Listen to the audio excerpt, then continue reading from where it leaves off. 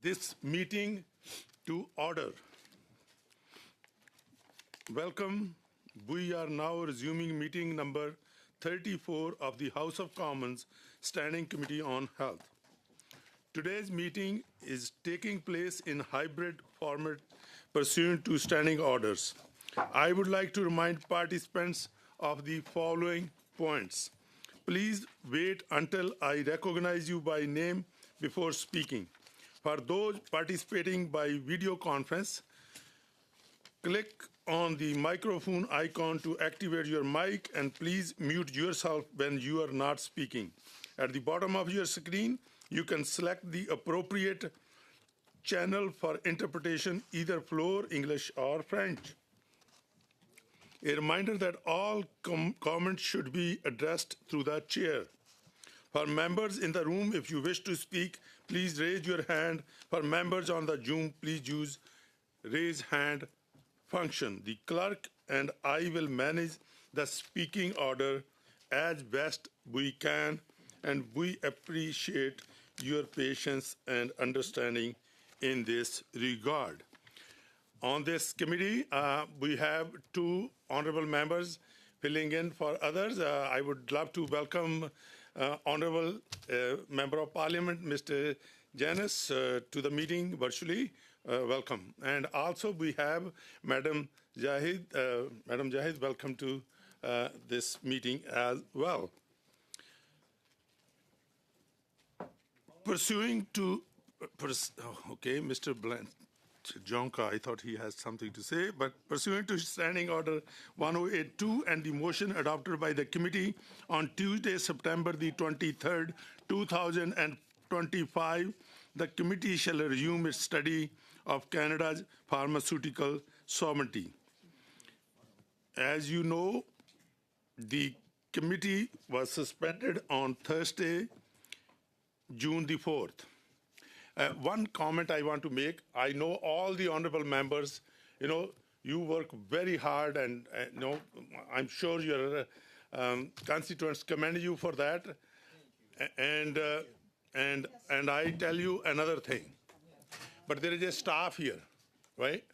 Because we soon going to be moving into the summer recess break or constituency time, whatever you want to call it. Because we are elected to do 24/7, 365 a year. But these staff members, sports staff, interpreters, technical staff, they plan their lives as well, because this is the only time they want to spend either with their families or they plan their trips long before we schedule things. So when we schedule things during summer, I will try to make sure that we give that perspective and keep in mind that that the sports staff, like analysts, clerk, interpreters, other sports staff, that they have their families and their family time and their vacations planned. But now let's get him back to during this suspension. The debate on the motion by Dr. A. Opson and the amendment moved by Member of Parliament, Mr. Janis. I had to give this a long thought before I came up with this decision. Based on Section 12.12, an amendment is out of order procedurally. It is irrelevant to the main motion. It deals with the matter foreign to the main motion, exceeds its scope, introduces a new proposition which should properly be subject of a separate substantive motion with notice. Therefore, I rule that amendment is out of order. Back to Dr. A. Opson's motion. Mr. Janis, you have the floor. Then Mr. Mazier, Mr. Bailey, Madam Konaz, and now Dr. Strauss. Dr. Strauss, our sincere condolences to you on passing of your dog, and we totally understand, and our heart prayers are with you and your family. And, okay, so Point of order, I guess on Mr. Bailey is being subbed in by Mr. Janice. So but Janice already have a floor, so Bailey will not be there. When Okay. it's further in the list, so would Janice just go back in and he won't be. you just go by him. Sorry. But okay, I think it's okay because even if you want to be, then after after Dr. Strauss, I can put him on the speaking list. Okay, unless he want to. I and Mr. Janice work along well. I mean, I'll give him all the time that he needs. So okay, is it point of order as well? No, on the list. Okay. So after Madam Khona, Dr. Strauss, and then you already on the list. I want to be on the list. No, but I mean. Can I go on after Mr. Ellison? But you already have. Or you are the next one after Janice. Let me finish your turn, okay? So, yeah, okay. I have some other members now. All right, Mr. Janice, my dear friend, floor is with you, and we're talking on the motion brought forward by Dr. Eopson and the amendment brought by Dr. Strauss, which is to do with HIV and syphilis. So please continue with that topic. Thank you. Well, thank you, Mr. Chair. It is good to see you, although I have to begin by highlighting my profound disappointment at your ruling. And it occurs to me that this sort of sets a dangerous precedent insofar as when you have a motion put forward on a study. Mr. Janice, of course, you can Mr. Janice, either you can challenge my ruling or you just go back to the topic that I told you. So you have only two choices. One, I understand you already expressed your, dissatisfaction. That's fine. You have every right to do that. But now I'm going to ask you to either focus on Mr. Eopson's motion, amended by Dr. Strauss, and that's where your focus should be. And thank you. Mr. Chair, my focus has always been and will remain on the subject matter of the motion before the committee in accordance with the rules for adhering to that subject matter. I had barely spoken for about 20 seconds before you intervened again. So I'm not sure what the goal of interrupting me so quickly into my remarks is, but I will assure you that whatever your objective is in doing so, it's unlikely to be realized.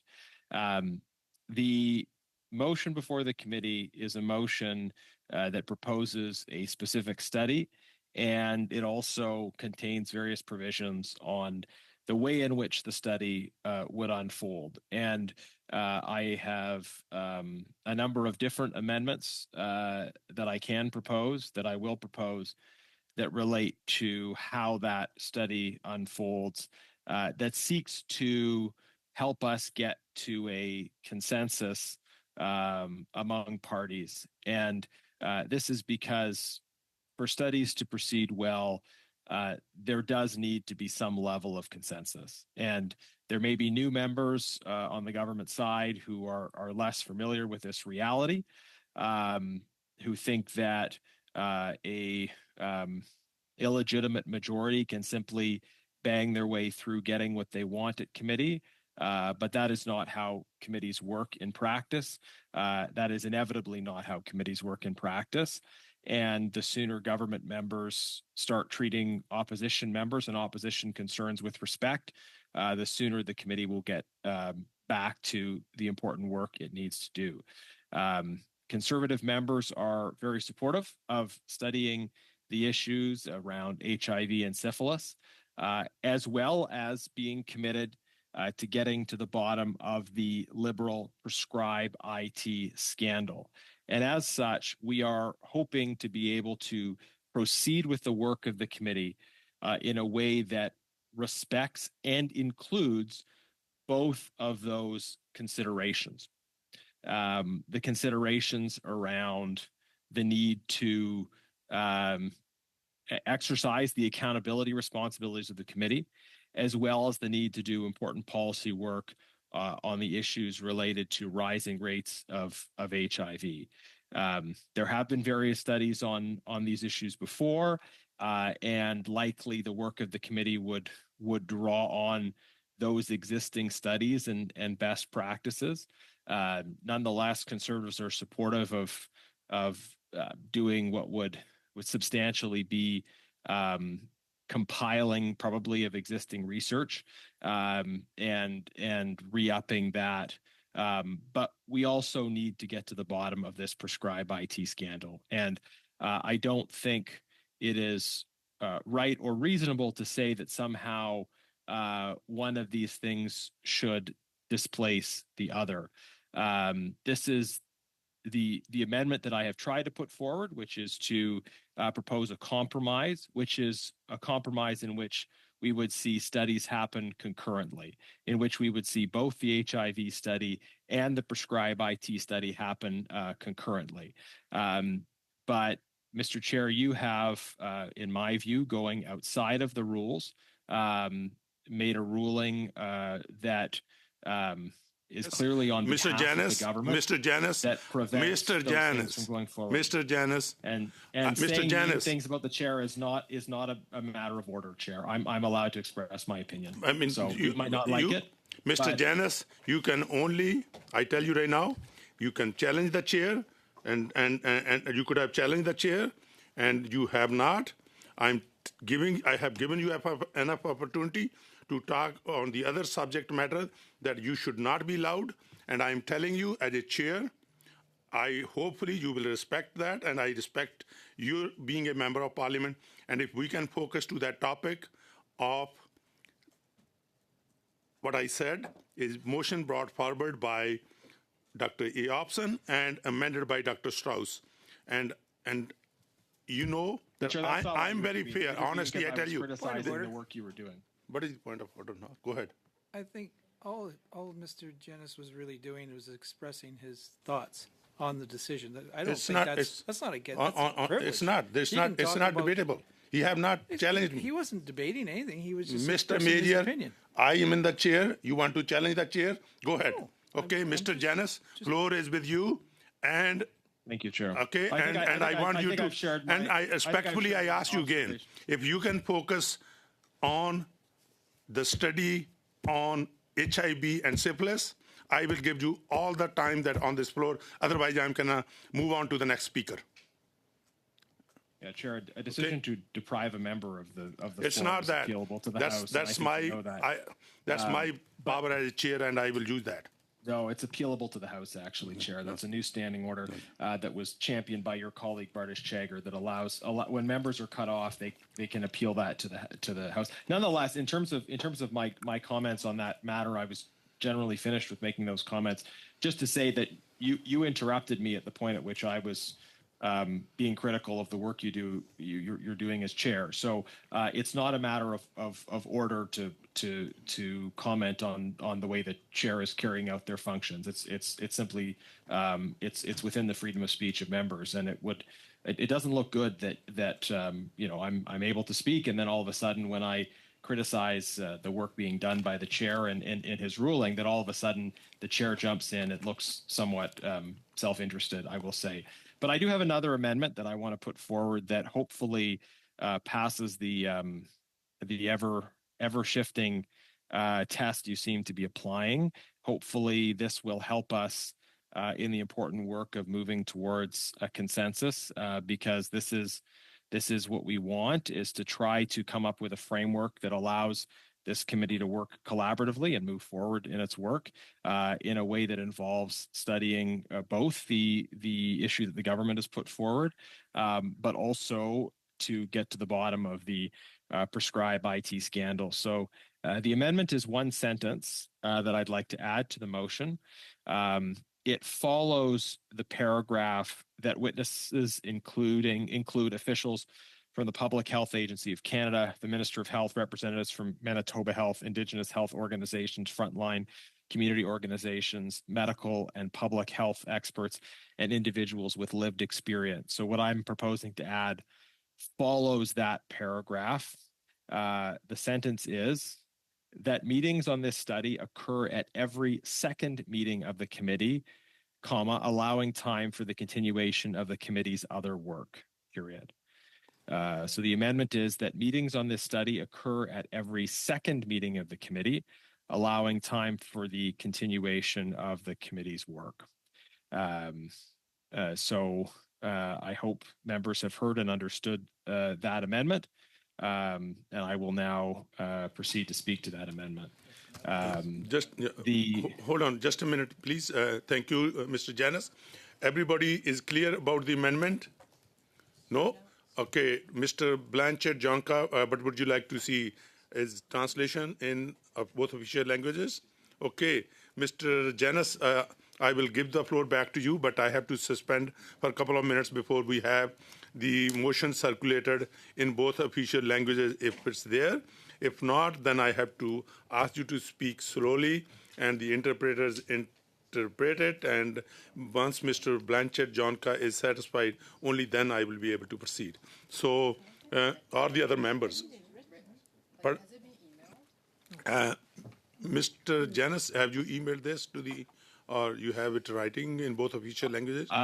I will send it to the chair. Pardon me. I will send it to the clerk now. Okay. I do not have it in both official languages. You'll understand my predicament, Chair, given that I didn't know how you were going to rule on the original amendment, and I thought you would rule it was in order, of course. But now the clerk has it, so it's one sentence. So once it's translated and distributed, we can then Okay. But in the meantime, I'll suspend the meeting.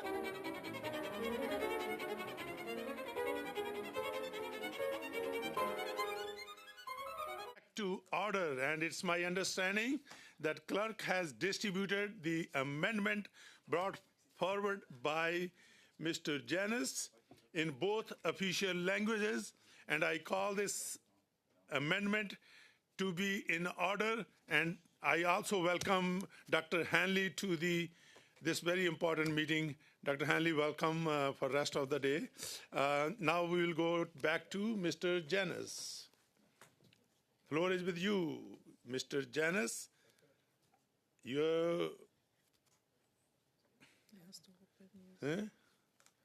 What happened? Mr. Janus, your camera is not on. I'm still giving you another opportunity.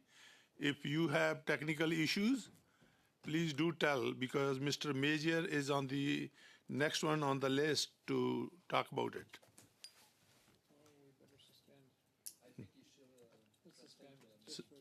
Just for a second. Okay, I have the request from Mr. Major to suspend for a few seconds before they can contact Mr. Janus. Here we go.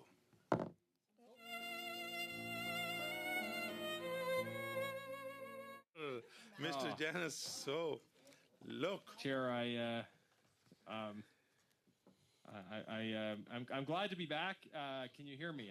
I had so many wise things to say. I hear it, and I call this amendment to be in order. So you have the floor. Wow, Chair, I welcome your generosity, and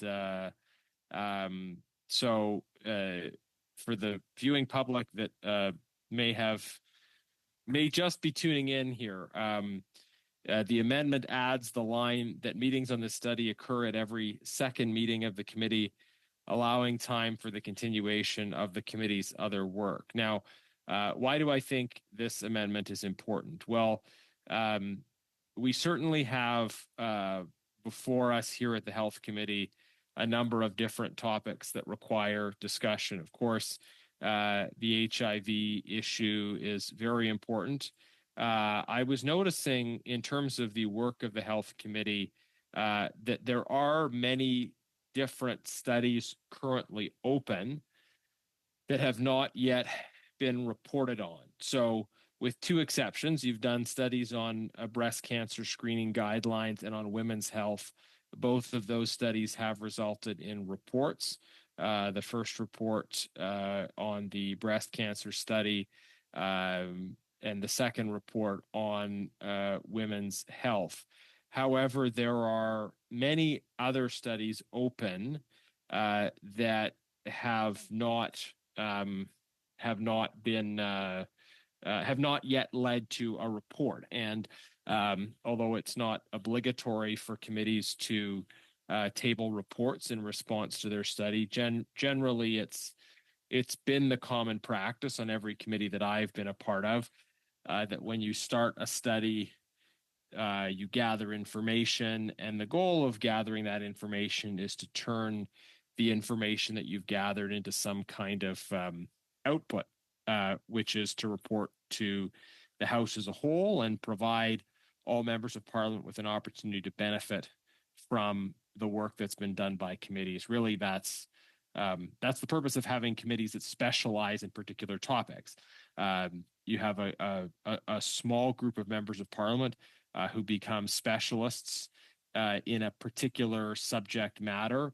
They come to understand big issues in that subject matter and report to Parliament as a whole, a process that then triggers the government to provide a response and can trigger debate in the House. That's the reason we have parliamentary committees is not just so that for their own sake members of Parliament can become experts in particular topics, but rather that they can use that expertise to provide information and feedback to Parliament as a whole. So you've done that thus far this Parliament with reports on breast cancer screening and on women's health, but there are outstanding matters on which the committee has sought briefs, conducted studies, gathered information, and has not yet then reported back back to the House. So just taking note of this, and I'm not including in the course of the studies. Of course, you have studied as well legislation. You've looked at divisions of Bill C-15. You've looked at Bill C-234. You've looked at, I understand it appears the study is still going on Bill C-224 as well, on the natural health products. So in some cases, studies on legislation or estimates have been completed. In one case, there's work outstanding to be done on a study on legislation. But I'm talking about there are other areas that the committee needs to look at, and that's why I think this amendment is important for not only for striking a balance between seizing hold of new subject matter, but also creating space in which the committee can have a look at existing studies that are ongoing. So one example of that of an area of study that is still outstanding with the committee is antimicrobial resistance. This is an interesting area of study. The last meeting of this occurred on February 3rd, 2026. There have been 11 briefs, 27 witnesses gathered as part of that study. So that's an example of an outstanding study. Outstanding in the sense that it hasn't been completed yet. It may be an outstanding study in both senses. I don't know, since I wasn't involved in that particular study. But this is a study that is ongoing, that has not yet led to a report of the House. So an example of something that is still open. And sometimes I understand the impulse on committees to say, hey, we should study something new because there's this new urgent issue that's grabbing our attention. And I think that is a legitimate impulse when there are always lots of very real issues on the table that come up. But I think committees do have to balance that impulse to grab hold of the latest, the newest issue with the value of completing work that has begun.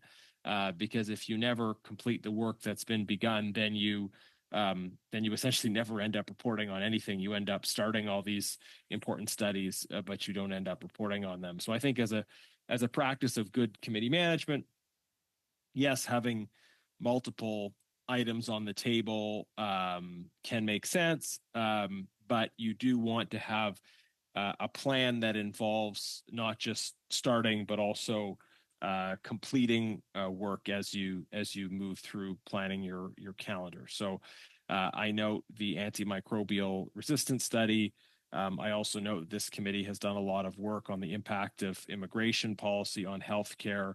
That's an issue where there has been a lot of engagement.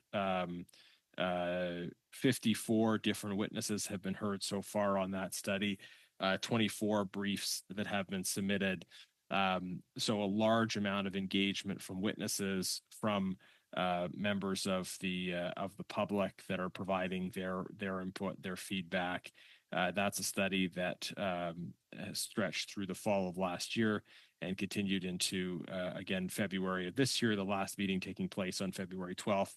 Again, it doesn't appear that there was anything tabled in the House coming out of that work on immigration. So I'm not sure if it's a matter of hearing more witnesses on that, or committee, or proceeding to consider a report. But in any event, the principle of this amendment to have the new study take up every second meeting while still allowing space for the continuation of other work does seem like a sensible way to proceed, taking into consideration the outstanding study on immigration policy impact on healthcare, as well as the outstanding study on antimicrobial work and research, antimicrobial resistance. Excuse me.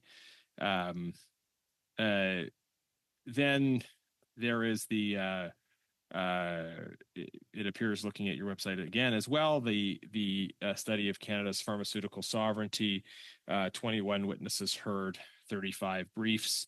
That the last meeting of that, well, I guess technically we're in that space now, because I think it says the last meeting of this was on May 7th, and I believe this meeting is formally the continuation of that meeting. That's another study that is ongoing. And then I know this committee has considered studying the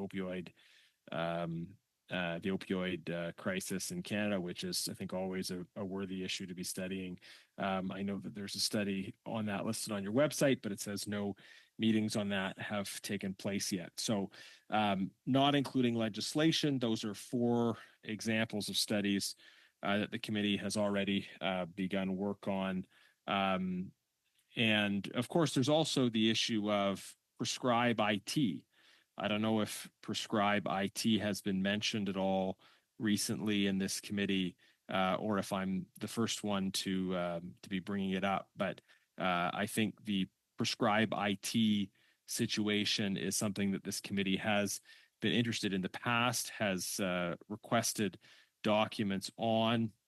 And again, that is another example alongside the other examples I've highlighted: antimicrobial resistance, impact of immigration policy on healthcare, pharmaceutical sovereignty, the opioid crisis, and Prescribe IT. These are all examples of issues which the committee has undertaken work on up until now. And so the introduction of another study concept on top of these existing ones, the desire to have that new study concept should be understood and respected, but also balanced against the need for the committee to continue its work, including on all of these matters that I've mentioned, from antimicrobial resistance to Prescribe IT. I think the work on Prescribe IT should involve hearing from the minister. Perhaps the minister could appear on multiple topics at once. That would be not always ideal, but something that certainly happens at other committees. And as part of its work on Prescribe IT, I suspect this committee would be very interested in hearing from Mr. Michael Green, because the issue with this program is that over 10 years, the government has put hundreds of millions of dollars into it, and then not delivered results, and now is quietly moving to shelve it. So I think we definitely need to get to the bottom of what happened there. We have in my view, probably some systematic problems when it comes to IT procurement and IT procurement as it relates to health. This is an issue that I've worked on a lot during my time in the last Parliament, serving on the Government Operations Committee. We looked at the ArriveCan app, and what we realized in the process was that a lot of people paid a lot of attention to ArriveCan and what that was, and the fact that the app was kind of annoying, and it was tens of millions of dollars on this app that probably could have been built for tens of thousands. But the larger question, as it relates to this and Prescribe IT and other kind of IT projects, is like, how does this government go about buying technology for deployment as part of their systems? How does the government do it? Do they have effective systems or not? And what we identified at the Government Operations Committee is that the government often uses something called staff augmentation firms. So staff augmentation firms are sort of the middlemen, could be middle persons, but in the cases we dealt with, it was middlemen, of IT procurement. That is, instead of the government specifically finding the people who had the skills to do the work and hiring those people to do the work, what the government has done is they would hire often small firms that acted as middlemen or brokers. They would then go out and find people who actually had the capacity to do the work. So the government and these middle companies would specialize in being able to access government procurement. So their business wasn't in doing the work; their business was in knowing how to get contracts. And then you'd have these middle companies that were that became very well connected and very effective at acquiring government contracts, that knew the extremely complex, even Byzantine rules for getting government contracts. Then they would get those contracts. And then once they acquired those contracts, they would go on LinkedIn or wherever, and they would find the resource, the people that could actually do the work. And so the government would contract the in-between company who would then hire someone else to do the work, and then the company in the middle would really make a killing financially. All they did is knew how to access a government contract, and then went out and found someone else to do the work and collected a very substantial premium in the middle. And so this is what happened with ArriveCan. This is what has happened in a number of other cases. But it wasn't just an ArriveCan issue. It was a systemic issue with IT procurement, which is basically, to get back to the fundamental question, it's why can't the government of Canada effectively identify itself who the resources they need are to do the work? I mean, ideally, for some of these projects anyways, you'd have people who work inside of government who can do this work. If you don't have people inside of government who can do this work, then you end up, okay, maybe you have to contract out one step where people inside government go out and find someone or some company that has the ability to do the work. But what was happening in practice wasn't either the internal completion of the work on these IT projects, nor was it the government going out and finding people who could do the work and contracting them to do that work. But what we saw was effectively a two-step kind of procurement process, two steps at least, where the government would hire someone to hire someone else. And this flawed procurement structure, I compared it to if Mr. Mazier hired me to paint his fence for $100, and then I hired Dr. Strauss to paint the same fence for $50, and then I made $50 for having facilitated the transaction, and that was that. At some point, someone would say, well, how come this middle person is making so much for facilitating the transaction? Why can't the person who needs the work done, in this case, Mr. Mazier, simply directly hire Dr. Strauss to paint his fence? If this happens once or twice, okay. But the fact that this was a structural issue within government, and that there literally have been hundreds of companies involved in IT staff augmentation, they call this. I think when we last look at this, and this was towards the end of the last parliament, there were over 600 companies that were involved just in the issue of staff augmentation. So, getting to the bottom of what has happened on some of these IT projects that cost huge amounts of money, didn't work, didn't have the uptake, weren't effective, and were eventually shelved. I think we do have to look at the procurement process. What's become evident as well is, and I see there's been a desire to have the health minister come in on this whole discussion. I think that's very valuable, but also it may be valuable to hear what the procurement minister or ministers over time have had to say on this issue. What we identified at the Government Operations Committee when we were studying this issue of of IT procurement was the fact that procurement ministers seem to see themselves as kind of passengers within their own departments.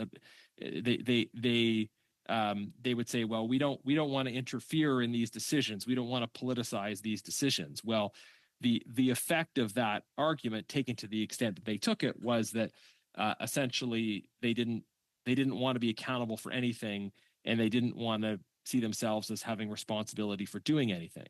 And I mean, I think there is a point to be made in procurement ministers not being too involved in certain kinds of individual decisions, but they certainly have responsibility for the overall policy. And when you have systemic policy problems around IT procurement, that's where you want to have a competent minister of procurement saying the system isn't working, and we probably need to then revisit how the policies guide and impact procurement decisions. This whole area of IT procurement, as it relates to health, has played out here again. It was a major issue in the last Parliament, the discussions of ArriveCAN and some of the larger procurement structural problems and abuses that came out of that. So it's interesting for me to see, wow, we've got another. It's in the area of health, and it's also like another instance of IT procurement problem, right? We have this case where, again, there's a desire on the part of government to deploy newest, latest technology to make systems efficient and effective, and then we end up spending a whole bunch of money and shelving this whole thing. And this is a big problem. I mean, it's a big individual problem.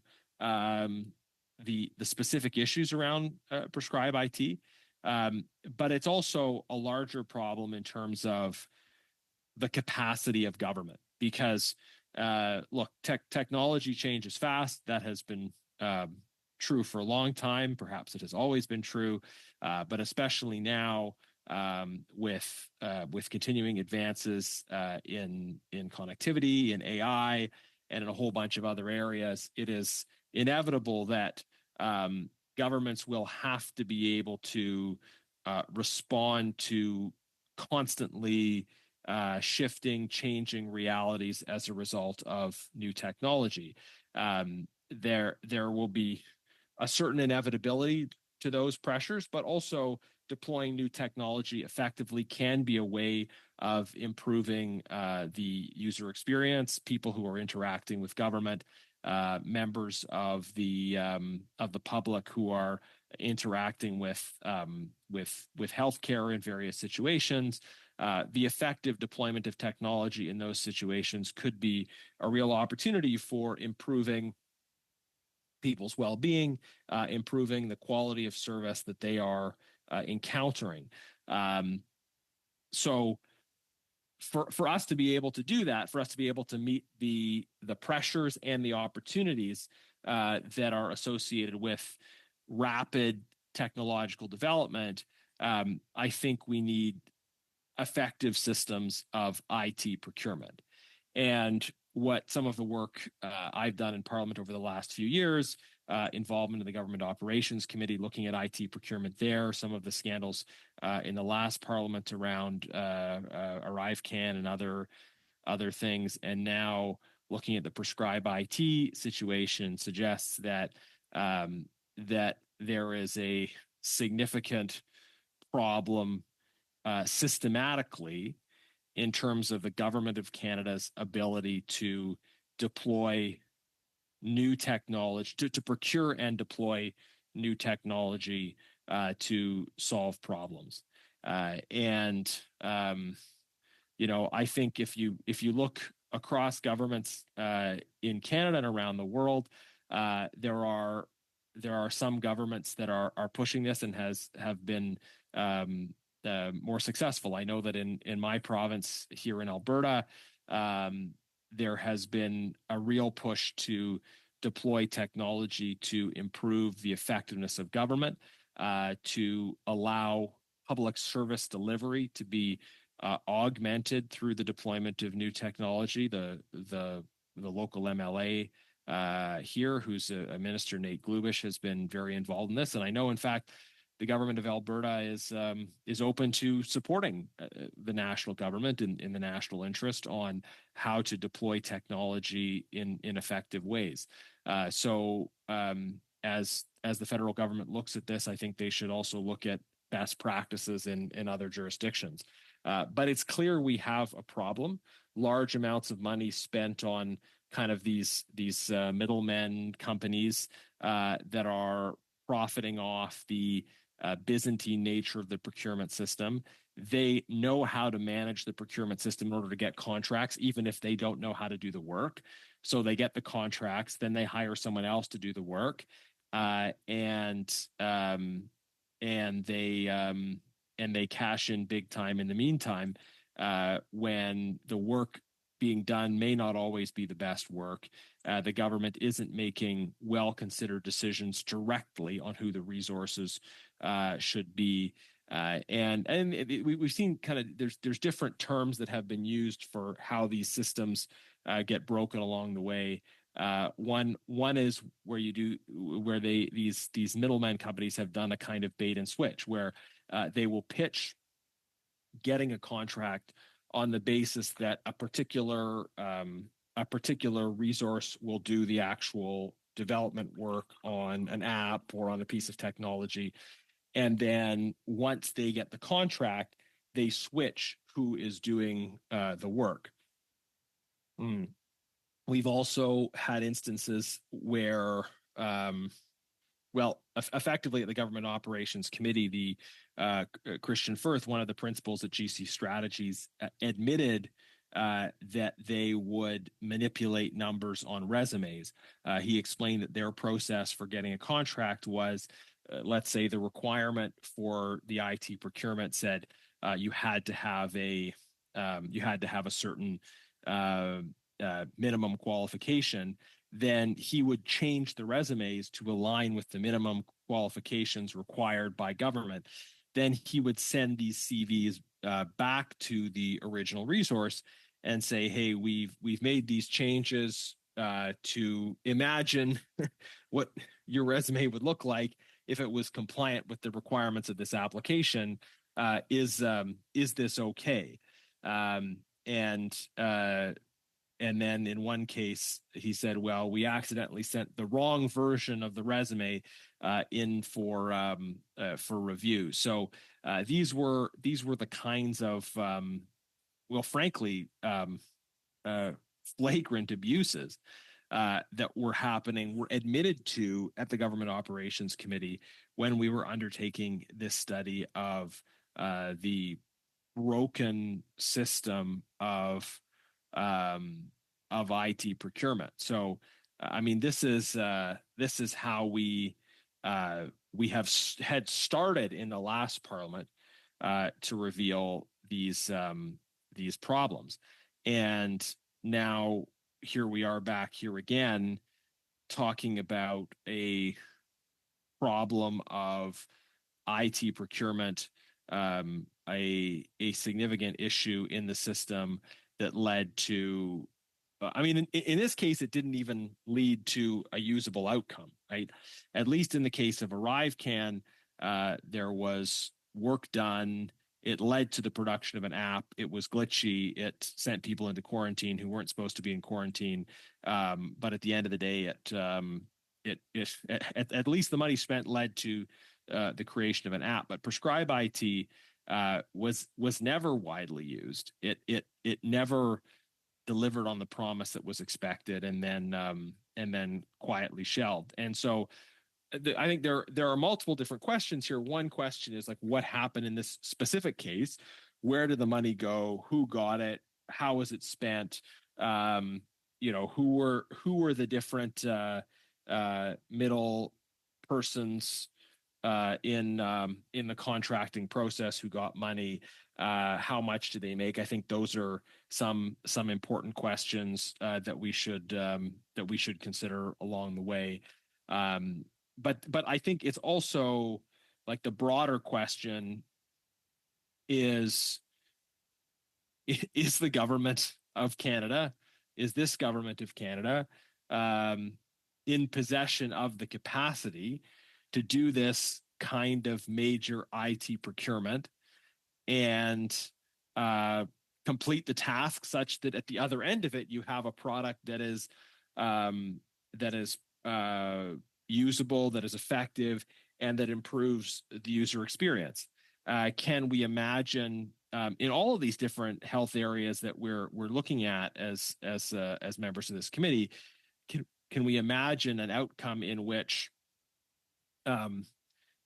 effective procurement of new technology can lead to the deployment of solutions that actually make people's lives better? This is a basic question of state capacity on something that I think should be fundamental, which is like lots of people in the world, in the private sector and other governments, are able to procure technology solutions to problems that they face. Political parties can do it. Provincial governments can do it. Other governments can do it. Private sector companies, when they need new systems, when they need tools to communicate, when they want to integrate emergent technology with their existing systems, they have mechanisms for going out and finding the talent they need, comparing different bids, identifying the specifications they want, getting the product, testing the product, and then deploying it. This is how technology advances, right? Technology advances because institutions have the capacity to identify needs, procure that technology, driving innovation, and then deploying that technology, right? It's not just about the existence of innovation, it's about the actual deployment of that innovation, right? There's a lot of technology that maybe exists but isn't deployed in particular situations, and therefore you don't see the kind of improvement in efficiency that would otherwise result if that technology was deployed. So the vision behind the concept of prescribed IT is that you can deploy that technology and that it can Chair? be used for some purpose. Excuse me. Is there a I point have of order? a point of privilege. No. Okay. Okay. Mr. Chair, I'd like to raise a point of privilege that you alluded to in a letter that you sent to Canada Health Infoway today. On April 28, 2026, this committee adopted by unanimous agreement a motion ordered by Canada Health Infoway to produce a comprehensive set of records relating to the failed $300 million prescribed IT program. The order set a deadline of 2 weeks. That deadline was May 12th, 2026. For the record, the motion ordered Canada Health Infoway to produce contracts, invoices, termination agreements, board meeting decisions, consulting fees, and overall expenses relating to prescribed IT. More than 6 weeks, as your letter alluded to, have passed, and Canada Health Infoway has not complied with it. The clerk has confirmed that the following items from the order remain outstanding and have not been produced. Item D, all agreements and contracts between Canada Health Infoway and TELUS Health and TELUS relating to prescribed IT, including the original agreement, all subsequent extensions or renewals, the 2024 renewal, and the termination notice. Item E, complete and unredacted agendas, minutes, and records of decision for Canada Health Infoway board meetings since April 2016. What the committee received instead were documents with entire sections blacked out That is not compliance with an order for an unredacted records, and everyone around this table, I'm sure, is horrified about that. Item F, the total annual expenses Canada Health InfoWay occurred for consultants since April 2016, broken down by year, supplier or vendor name, expense amounts, and details of service. Item G, all contracts, agreements, purchase orders, statements of work, and invoices with any external service provider relating to prescribed IT. These are not minor administration gaps. The TELUS Health Agreement governed a $98 million contractual relationship that sits at the core of the entire program. The consultant's spending records cover what InfoWay's own documents prescribe as $23 million in consulting expenditures. The board records are the primary governance record of how $300 million was managed and ultimately wound down. This committee has a right to see them in full. On June 9th, 2026, the chair of this committee sent a formal letter to Mr. Vaughan advising the Canada Health InfoWay's order to produce power is rooted in the Constitution. Pursuant to Section 18 of the Constitution Act, 1867, and Section 4 of the Parliament of Canada Act, and that it supersedes statutory and contractual restrictions, including commercial and third-party contractual agreements. That letter made explicit that InfoWay's concerns about commercial confidentiality do not override the order. The chair urged immediate production and warned that continued noncompliance could result in the committee reporting the matter to the House as a contempt of Parliament. Canada Health InfoWay has not produced the documents. I would add that the noncompliance does not end with this April 28th order. At the committee's April 24th meeting, Dr. Vaughan made a series of specific oral undertakings to table additional information. He committed to table the votes on performance awards for a series of specific he committed to table the vote. At the committee's April 24th meeting, Dr. Vaughan made a series of specific oral undertakings to table additional information.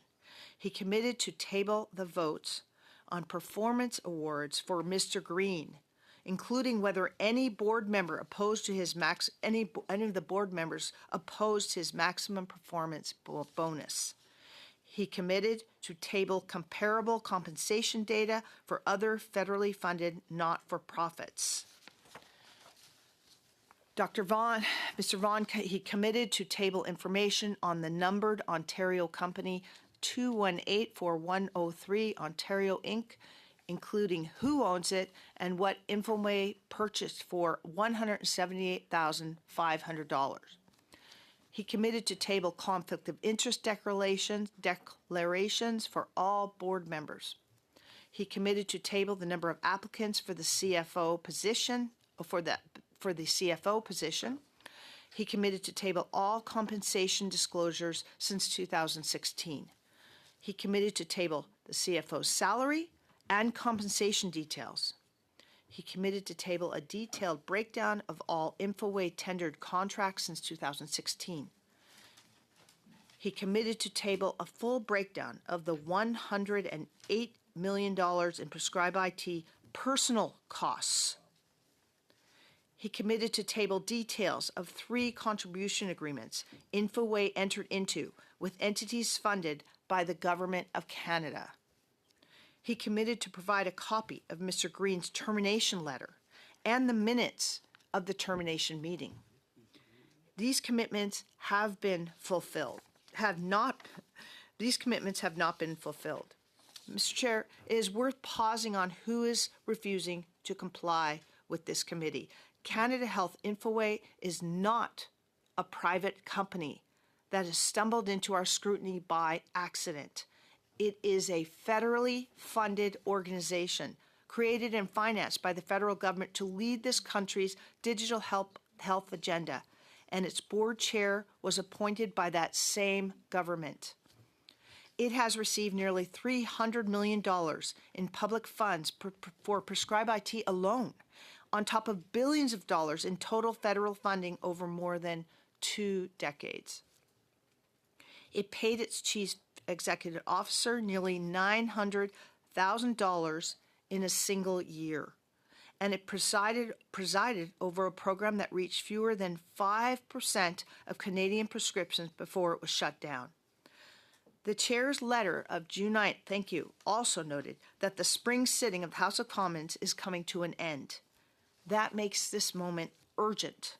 If Canada Health Infoway is permitted to run out the clock on a lawful parliamentary order, the accountability this committee was sent here to pursue will not survive the sitting. That can't be allowed to happen. I would draw the committee's attention to the House of Commons Procedure and Practice 4th edition. Standing Order 108 empowers this committee to send for persons, papers, and records, and the power to order the production of documents is among the oldest and most fundamental privileges of this House and its committees. Chapter 3 confirms that disobedience of the lawful order of the House or one of its committees constitutes a contempt of Parliament. This is not a power that exists only in theory.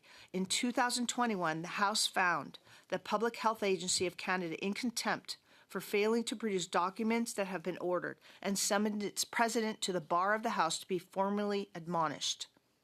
An order of this committee is not a request. It is not subject to the recipient's own judgment about what is convenient or appropriate to disclose. Canada Health Infoway received a lawful constitutional order. The committee chair wrote to reinforce it, and Canada Health Infoway has still failed to comply.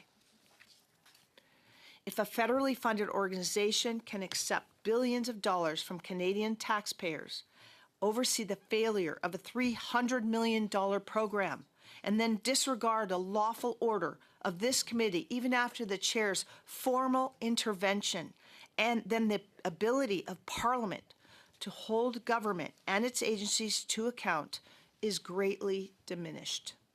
As such, we believe that Canada Health Infoway's failure to produce documents relating to Prescribe IT as ordered by the committee constitutes a breach of privilege.